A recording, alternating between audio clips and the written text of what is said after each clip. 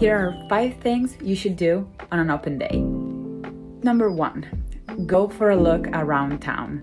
Actually see how far the town is from the university and how you can reach the town, and if you could actually see yourself living there. Number 2, talk to current students. Who could be better to tell you how the real student life at that university is all about than current students? They could tell you about the workload, and they could answer any questions that you might have about the field of study that you want to take.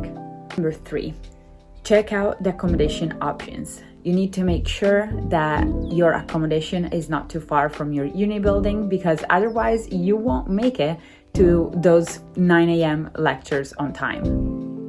4, speak to course lecturers. While students will be able to give you a good indication of what it's like to study in the course, the best indication of what's expected of you will come from the course lecturers. You can ask for a look around the classroom and a list of some of the softwares and tools that you'll be using throughout the degree. And you can ask some questions like if you'll need to have a working knowledge of them before starting the course, or if there will be a tutorial on it, how much independent reading is expected from you, what are the job prospects after the course is finished, and how many past students are currently working at the moment.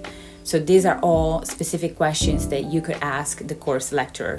Number 5, get to know the campus. While you'll be spending a lot of time in your own building, it's always a good idea to get to know other areas of the university campus. You might have a lecture held in another building, so make sure you have some idea of where those will be.